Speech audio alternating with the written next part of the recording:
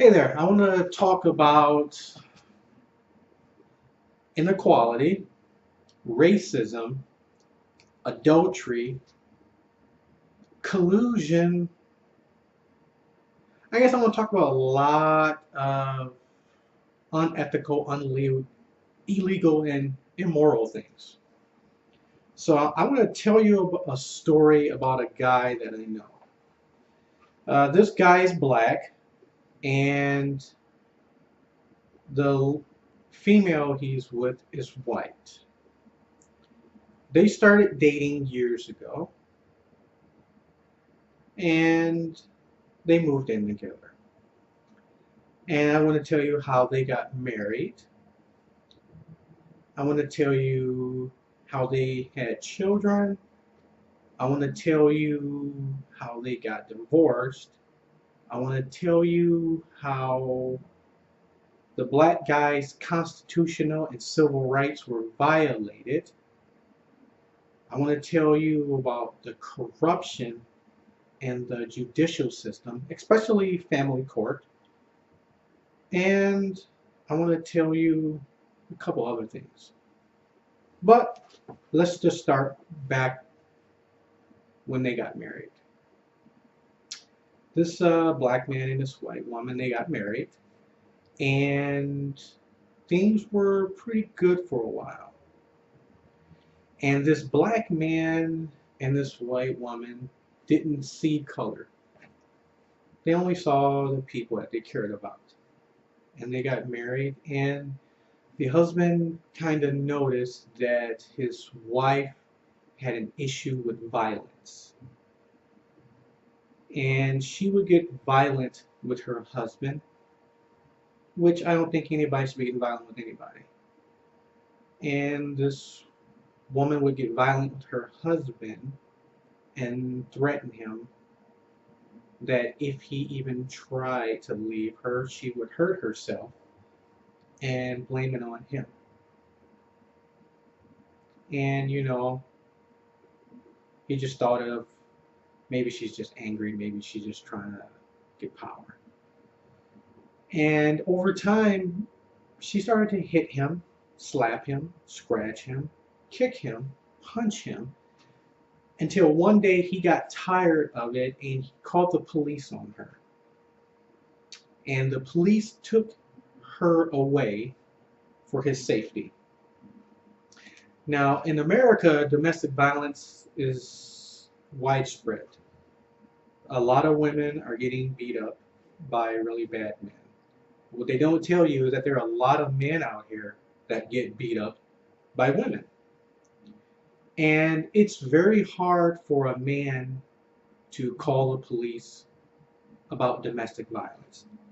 And there's two different reasons why. One of the reasons why is that a man's pride will not let him say he's a victim. A man's pride will not let him say his smaller spouse, his wife, beat him up because it's embarrassing to him. I feel sorry for these guys, because it's not right that you should be getting beat up. And they know that you won't lift your hands back to them because you'll be the one to go to jail even if they were beating you. And the second reason is the police hardly ever believe a man when it comes to domestic violence. They typically say, you're a man, you should just be able to take it. It didn't hurt you that badly. This guy, I told him, it's not right that you're getting beat up. She's hitting you because she knows, the cops won't ever believe you. And it made it even worse for this guy. It's because with his wife being white and him being black, it makes it even harder for the police to believe him. Because first they go, well, you're a man and she's a woman. You're black and she's white. So you have two strikes against you. So this guy, he had two strikes against him. He was a man and he was black. She was white and female. Cops were not going to believe him. So, these are the things that make it hard for men to speak up. And It got to the point where this man could not take the violence, and he didn't want his wife to go to jail. He just wanted her to respect him and keep her hands to herself. Don't hit me. You can get angry and yell, but don't put your hands on me. It's not right. So he called the police, and the police came. And to his surprise, he told me the cops took his wife away for his protection. Never thought that was going to happen. The cops came. So he is a black man. She's a white female. It had to be very serious for the cops to take a white female away when a black man called them for help for domestic violence. And they took her away. He felt bad. He didn't want to ruin her career. He didn't want to ruin the marriage. He just wanted to work things out. And he was hoping that maybe this would put that fear into her that she needs to get her point across with her words, not with her hands. Big mistake. He should have pressed charges right then and there. That's where he messed up. Because a person that violent, they typically don't change. If she has that violence inside of her to do it all of those times, it's just going to build up and come out in some other way. And he should have pressed charges, and he should have left her right then and there. Because the only thing that probably happened is now she's angry and she's going to find another way now to hurt him. And I feel sorry for him. But I do have to say, I am very, I hate to use the word happy, but I'm very happy that when the police came there, they didn't just go, oh, it's a guy and he's black and let's just get this guy and throw him out. No, those cops looked and says, oh my God, there's not a mark on the female. There's scratches and bruises all over this man. We can see he's the victim here. He's not the aggressor. She's the aggressor, and these cops did their job, and I applaud them. They took her away.